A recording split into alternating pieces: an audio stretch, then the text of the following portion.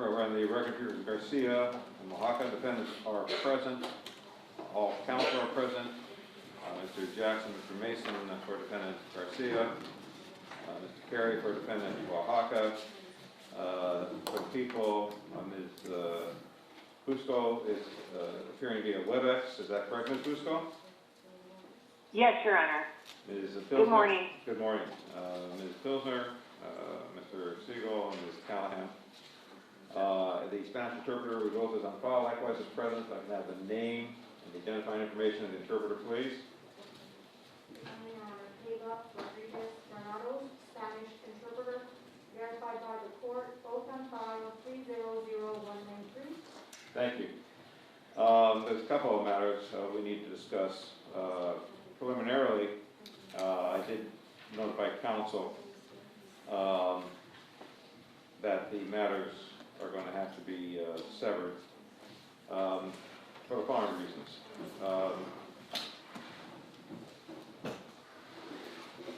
I have, because of state law, county mandates, and court's general orders, and I have two more recent general orders before me.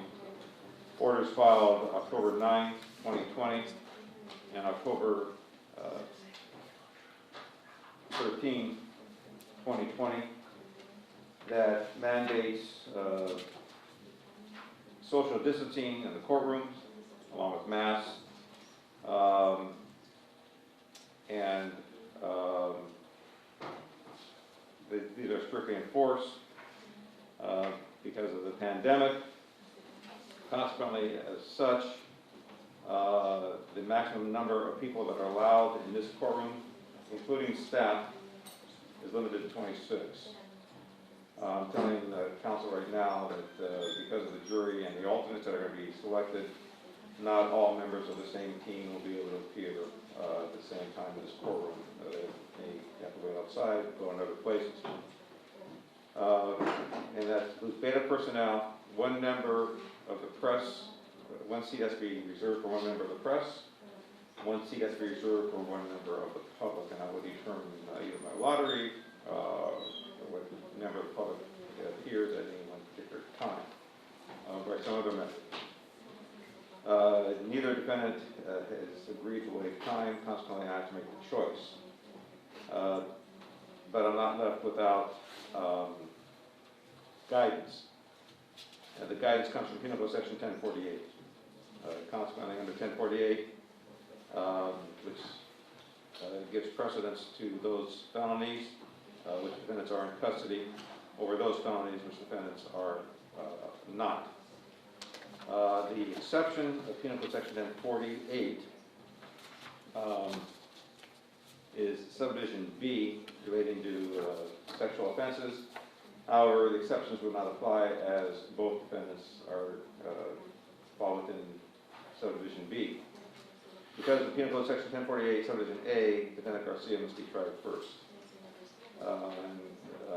The matters are now severed. Defendant Garcia will be tried first. Defendant Oaxaca will start directly after that. However, on November 12th, Mr. Carey, I want you and your client present in case something untoward does happen related to defendant Garcia, at which time you will, your case will be tried. Thank you, Your Honor. I also want from the people what is commonly known as a working information. What a working information is, it's not a filed information so much strictly as that it contains any legal significance.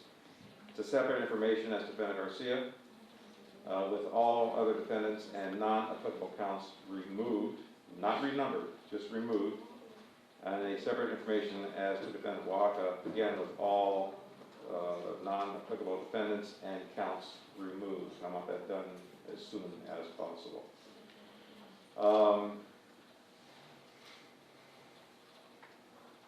The only way this would change, if I don't see it happening, is for some reason the pandemic ends immediately.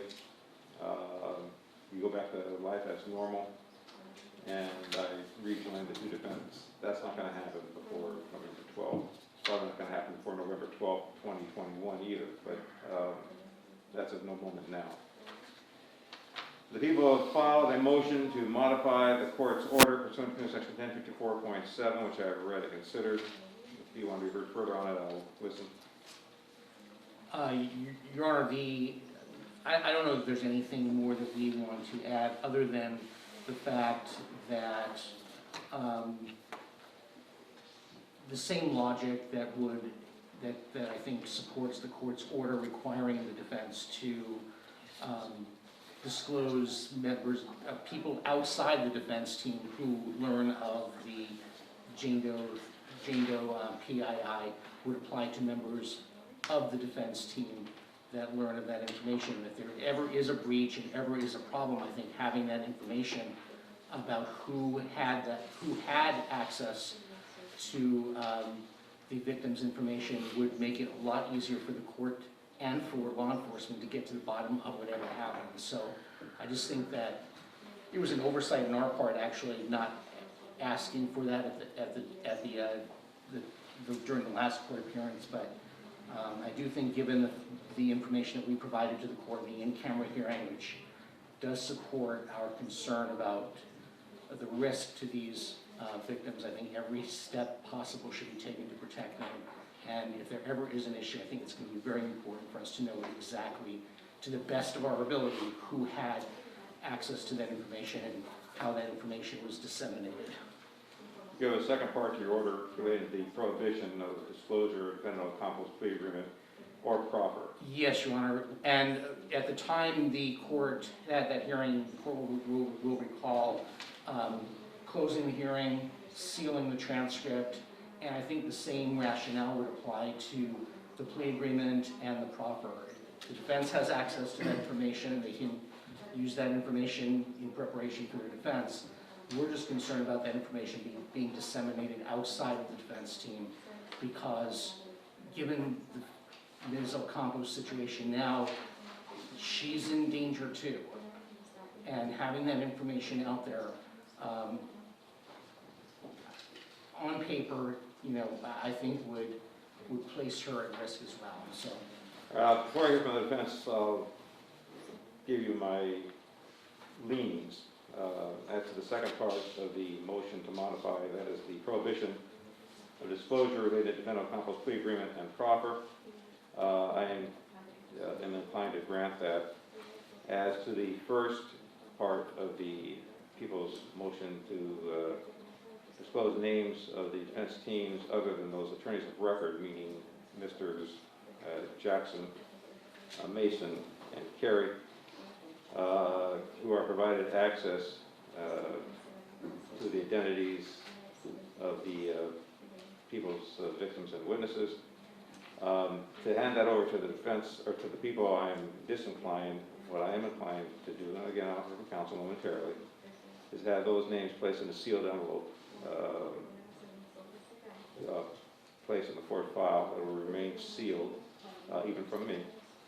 And if there's any untoward conduct, then I will consider the people request to release it to law enforcement through them. In any event, I'll hear from you, Mr. Mason or Mr. Jackson.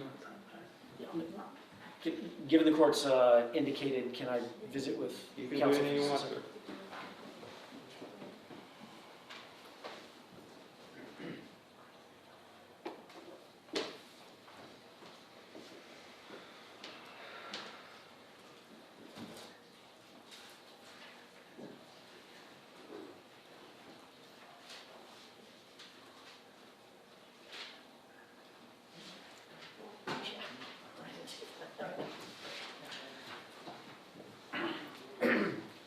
Thank you, Your Honor. With regard to the, pardon me, the court's indicated concerning placing the names of individuals on the respective defense teams in a sealed envelope and submitting that to the court for the court's keeping. I don't really have any issue with that. It's a little bit of extra work and it's a bit irregular, but I haven't been given access to the in-camera hearing. This case is a bit irregular, Mr. Jackson. In fact, there was some issue relating to an unauthorized person going into the lockup last week. And that's why this is a little bit irregular. I don't know what you're referring to. An interpreter from your office who was mentioned as a member of the defense team. An interpreter, I don't have any interpreters in my office. Did not take an interpreter back into the lockup that you identified? Into the lockup here at court? Yes, Yes, you did. yes, and that has happened several times, I but understand that's that. not somebody from my office. Was this person, I'm not gonna ask you to answer this question. It was identified as a member of the defense team, I am told. No. Again, I didn't require an answer, this is what I am told by sheriff's personnel. Okay. All right, so, but continue with your lack of objection. I'm not, okay, fine. I don't know what to say about that, but putting members of the defense team or people with whom the defense consults in a sealed envelope, I don't have any issue with that. It may be dynamic. In other words, there may be additional based on our investigation as we move forward that we may need to add to it or amend. So There's we'll just, only those people that have access to the identifications of the victims and witnesses. right, understood. All right. Your Honor, Sorry. I apologize, Your Honor.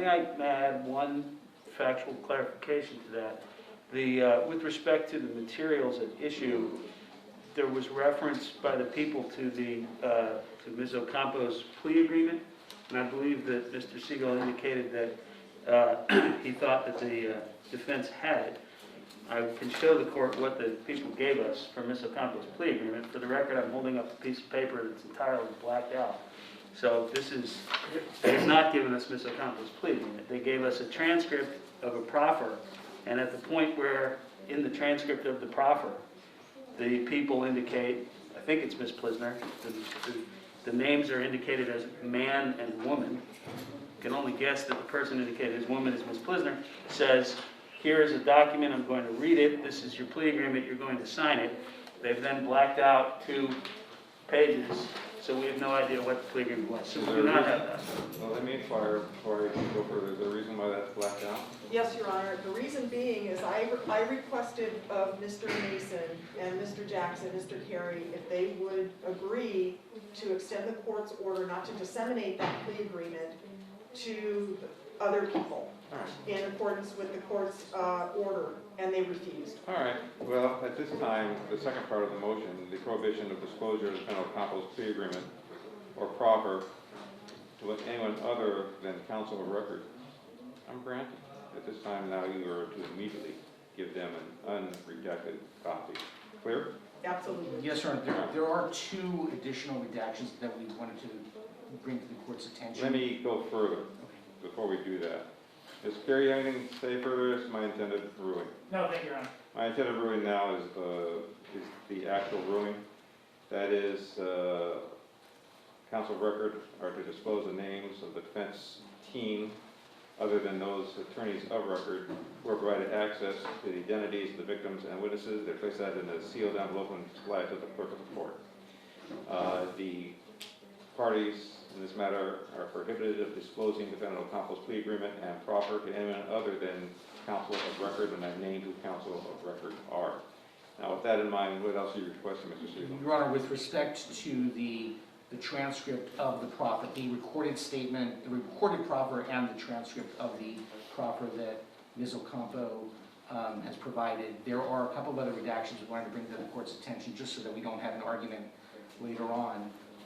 One refers to at the end of the transcript, at the end of the proffer, there was an understanding that, okay, we're done, let's turn off the recording. And unfortunately, the recorder was inadvertently left in record mode and captured a private, privileged conversation between Ms. Plisner and Ms. Callahan. When you say private privilege, So we redacted that conversation. are you saying this is work product? Yes. as work product. All right.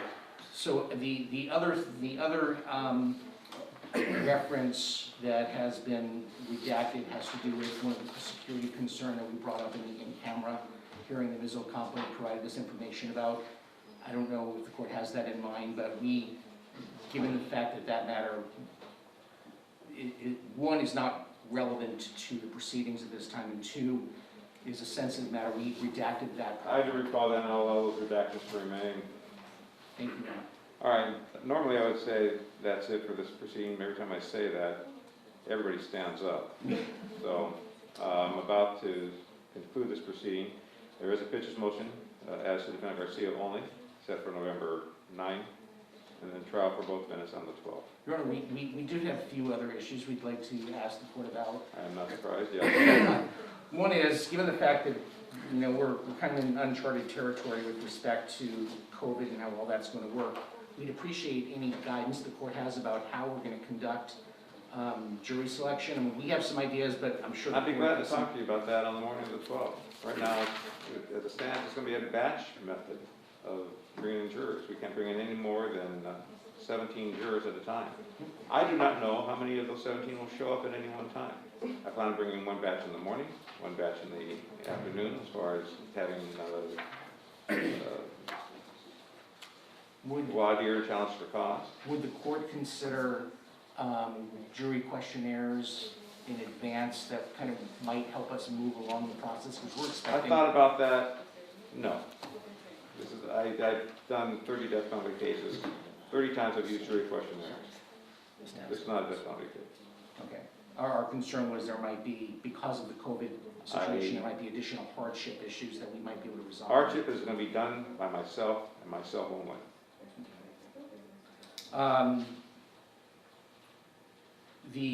I guess the other issues would be, with respect to the trial itself, does the court want all evidence to be digital, or is digital format, or is physical paper evidence? I don't tell counsel normally how to try a case. The jury's going to get the evidence at the end of the case.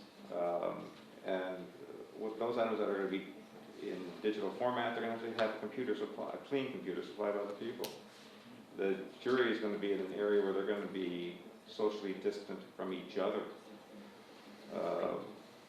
Digital evidence may not be the best to present to them, although they can have a large TV.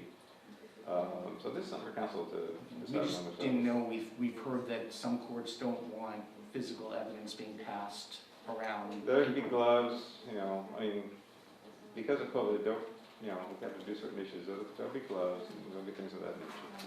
Okay, the other issue that we had is obviously we do have child porn evidence, and we're trying to kind of envision how that will be published to the jury if they are going to be socially distanced throughout the courtroom. Well, this courtroom has 2 very large monitors. Okay. Would the court close the courtroom to non-essential people during the presentation? You cannot do that under the Sixth Amendment.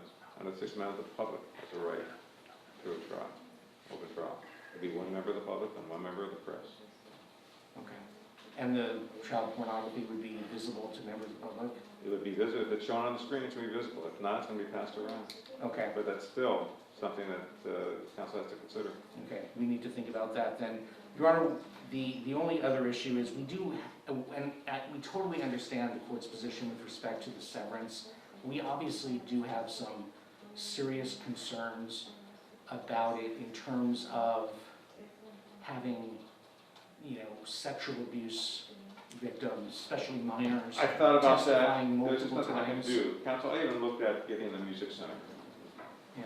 It's prohibitive. It's cost prohibitive. I can't do that. No, I understand, and I understand that the position. Yeah, of the court's I sympathize with you. There's nothing I can think of. Does the court have this, I don't know what orders the court has referred to. Does the court have discretion and the court is exercising the discretion in favor of severance? As far Or as does the court the not have discretion? separation of the defendants, if both defendants were equally situated, under Pugh versus Connerly, Connerly, 176 Calic 4th 240, I have the sole discretion as to who to try first. They are not equally situated. Penal Code Section 1048 speaks plainly, and I feel my hands are tied. In terms, and that's what we wanted to do, in terms of the severance, does the court consider, does the court have discretion as to granting or denying the severance, or is that required? I by have some no rule? discretion as to having any more than 26 people in this court, under state law, county mandate, and court order. That's, I guess, we're not only considering the problems in this case, we are also trying to look out for cases involving human trafficking victims, minor sexual abuse victims, and so I sympathize. we understand the situation the court's in. I hope the court doesn't mind. We would like to brief the issue and perhaps Be take my it guest. up. I'll be glad to revisit this. Be my guest. Thank you, If Your I Honor. can find something that I don't know about, that'd be great. No, I'm sure the court does know. I think it's just an issue. I'm absolutely sure the court knows. I don't but pretend to be the legal Moses of the state of we California. do think it's important, given the precedent it may set and the burden that this places on sexual abuse victims, that maybe we have a chance to brief it and maybe even have a higher court take a look at it. And we also I have invite, concerns. I'd like nothing more than be ordered by the second district to shut up. Thank you, Your Honor. Your Honor, if I may address just one additional Ms. point Klisner, yes? with regard to the severance. With Defendant Garcia going first, presumably on November 12th, the people had some concern that that would in turn result in Defendant Oaxaca not beginning trial before the current last day of November 16th. Yeah. Is the court making a good cause finding? I'm finding, based on state law, county mandates, court order, that I have no choice but to find good cause, and I do find good cause for the severance. And I not only do not mind you taking a writ on my request, I ask you to do it. Because, you know, the best thing that could happen for the state of California, and I'm thinking of all courts in all 58 counties, is that a stay issue and a published decision come out. One way or the other. I invited it. Thank you, Your Honor. Thank you, Your Honor. Anything further from the people? Yes. Your Honor, we have some discovery disputes that I advised your clerk of on Monday. And my clerk told me that you wanted an immediate telephonic hearing, and I did instruct my clerk that that can be brought up this date.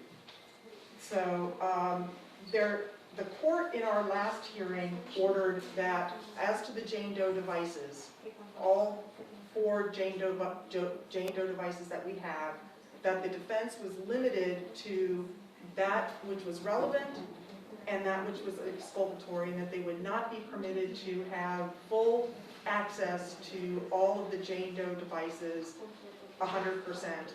And yet the defense continues to ask for a complete forensic copy of all of the Jane Doe devices so that they can have their go at perusing and pawing through their lives. Okay, my order was clear. Thank you, Your Honor. Okay, go ahead. With regard to the PII of Jane Doe witnesses and non-witness individuals, the people redacted the email addresses of some non-witness individuals that were named by someone in a report, and the defendant is demanding that we release those email addresses, and we were ordered not to even disclose those names because they are non-witnesses, non-defendants, non-victims of this case, and yet the defense is asking for their social media contacts. My order was, as to the people, to comply with Penal Section 1054.1, subjects A through F. That order stands. It is 1054.1 is clear. If there's any dispute at trial, I'll hear it at trial. At that time, it's clear as to witnesses that the people intend to call. Anything further by the people? Just one last thing, Your Honor. The court had, during the last 1054-1070 hearing, indicated that the people should file letters from the victims if indicating that they don't wish to be contacted or interviewed if that was in fact the case. Yes? Would the court like that done in a redacted fashion or under seal, as those letters will identify in the public record the names of the individuals? Well, as far as the letters themselves that are going to be filed with the court, that can be redacted. Thank you. Anything else from the people? No, Your Honor. Anything else from Defendant Garcia? Thank you, Your Honor. If I may, if I could address the discovery issue from the defense perspective, the defense agrees that the court's order was clear, and I think that the dispute that we are having is with respect to what I recall to be the first portion of the court's order. From the bench, the court stated the people are to produce unredacted reports to the defense. The court specified that the home addresses of the Jane Does could be withheld. But the court stated, provide us the unredacted reports of investigation. There's about 110 of them. The people, 8 days later, sent us reports of investigation. Those reports are still redacted. They just put in some new redactions. And the redactions to which counsel refers are redactions of, it's not email addresses, it's social media. It's like Instagram sites where people, numerous people, we don't know all of them, have put up social media statements.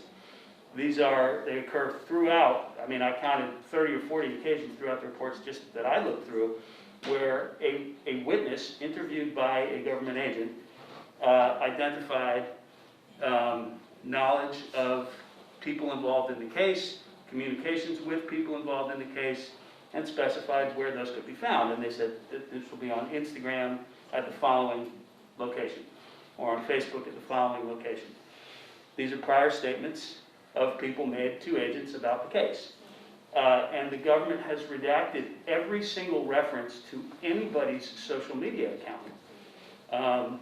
A social media account, obviously, it's not a home address. It's a place where a prior statement of a witness exists. These are prior statements of witnesses. The people says, I think I heard the people say they are non-witnesses. Well, I don't know that. They are certainly people who the government interviewed, who the government wrote reports about, and who the government memorialized statements of in its reports about this case. So what I would request, and I agree that the court's order was clear. I think the court's order was provide the defense unredacted copies of your reports of investigation, withholding only the home addresses of the Jane Does. The people have unambiguously not done that. And we have had significant communications about this. I reminded the people that that was the court's order, as everybody heard it, and we would like unredacted versions of the reports of investigation. This issue becomes somewhat critical because there are 110 of them. Each one of those is between 2 and 20 pages. Some of them are quite long. Right now, they're heavily redacted, still. When you say heavily redacted, you're saying the content is redacted or just the URL addresses and the social media addresses? What is heavily redacted? The redacted is the identities of a number of witnesses who are still not identified. All right. People who are identified, there'll be a blank that says biographical identifier. You say or witnesses. You say witnesses. These are people that are named in the reports as witnesses to whom the agent talked to. But the people said they don't intend to call these people. You're saying you don't know because they're still witnesses. Well, Your Honor, we've The been same given- argument doesn't apply to you because you said you don't intend to call anybody. And I defined what intend to call meant the last time. Reasonably expected to be called. Yes, Your Honor. And our response to that was, in order to know who we would reasonably expect to call, we need to know what the content of that person's testimony might be, what their statements would be. And the content that's there is just the email addresses and the Instagram account numbers that are deleted, yes? No, Your Honor. The content that is referred to is the statements made and discussions on those Instagram accounts. So an Instagram account refers to a place where we could type in an Instagram handle and see statements made by a person. It's not just like an email address, it is a website that shows prior statements. I do not know what the content of those statements is. What I know is there are numerous people who the government talked to in its investigation. Those people reported having knowledge about the case, and and they reported having social media accounts with a particular handle. We don't know what those are, so we cannot see the statements. So we're unable to say to the court whether or not we intend to call those people. But it is part of the defense investigation to identify individuals who may have knowledge about events that the government may intend to put on at trial, see what those people's prior statements were, see what their extent of their knowledge was. We are unable to do that if we cannot see what those individuals said on social media. So that's the situation we're in with that. And I think the same applies to the phones of the Jane Does. I understand that the court's order is what it is. I understood that. However, the people have still provided us exactly nothing, zero, from any of the devices of any of the Jane Does. So the people's comment, which I do want to note for the record, as you cannot put on a defense without looking at prior statements of government witnesses. This is not, the disparaging term paw through, I would take some objection to.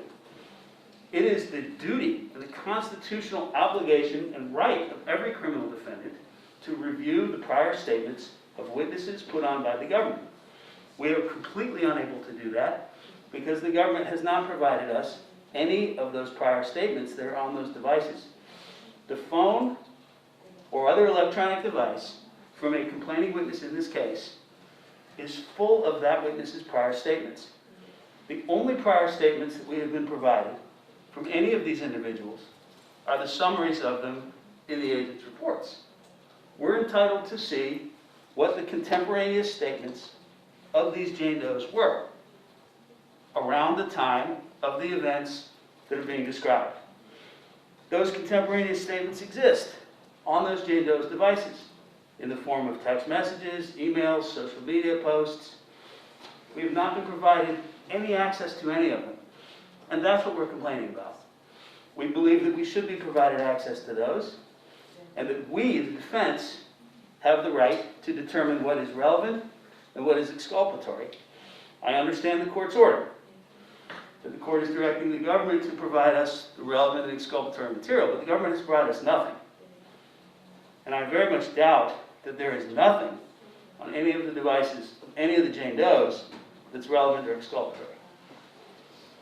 And Your Honor, if I could, on October 16th of this year, which was last 2 Fridays ago, when the court ordered us to disclose the names of the Jane Does and to provide the information, I sent Mr. Mason an email listing the names of the witnesses that we were going to call at trial, namely the Jane Does and one confidential witness.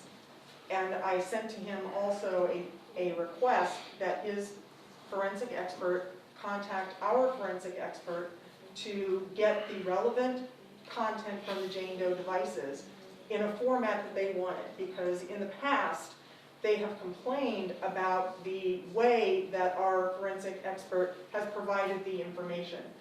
We use one program, they want to use a different program. We use Axiom, they like Celebrate, whatever the case may be. So our forensic expert said, just have him call me and I will do it however it is that he wants it done. After that, I received no response from Mr. Mason until yesterday, asking about these devices, other than a message saying, I want full and complete copies of all the Jane Doe devices.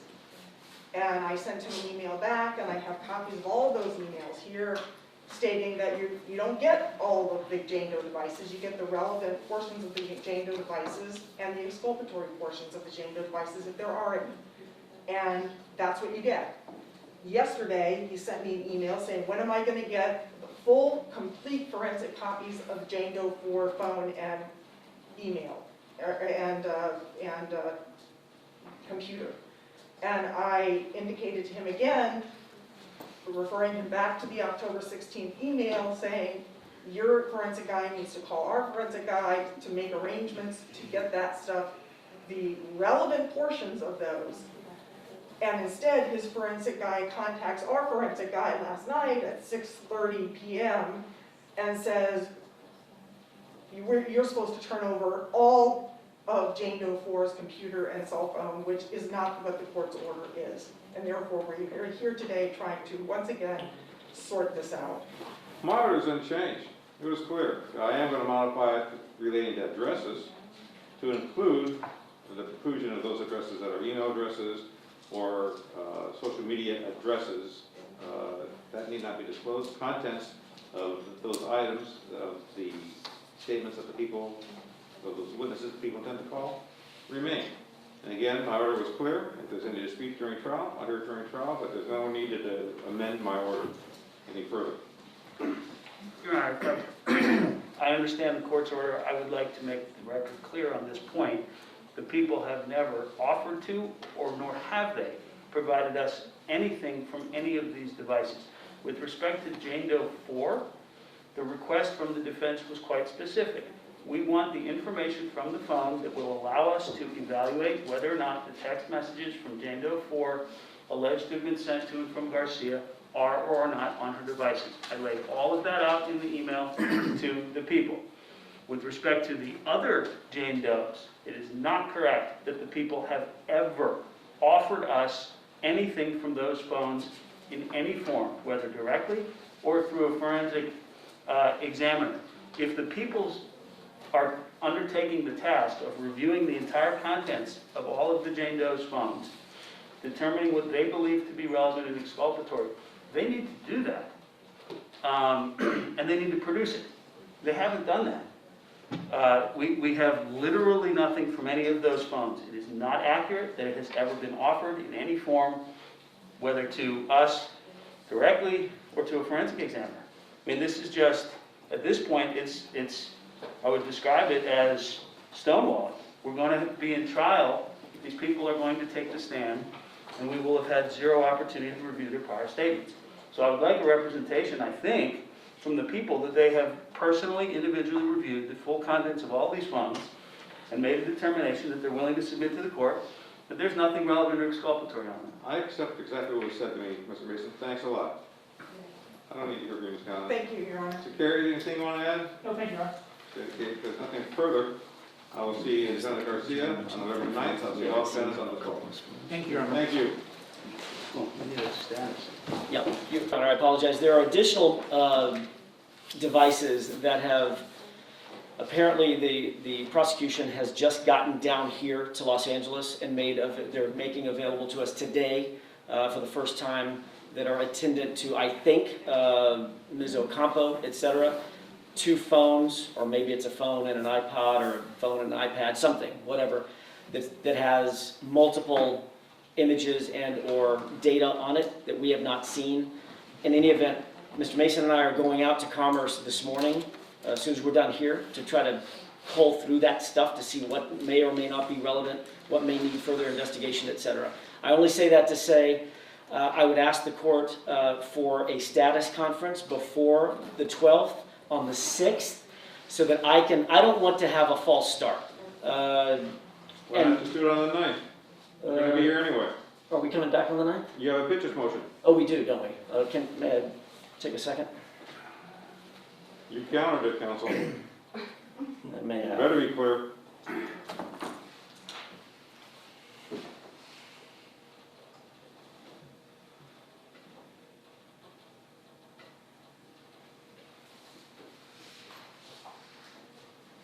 That's fine. 9th works for you. Yeah, that's fine. That's fine. I had forgotten that If we you're had. going to make that a status conference as well, sorry, Mr. Carey, we should have you and your client here at the same day. Sounds great. Thanks a lot. Thank you. Thank you.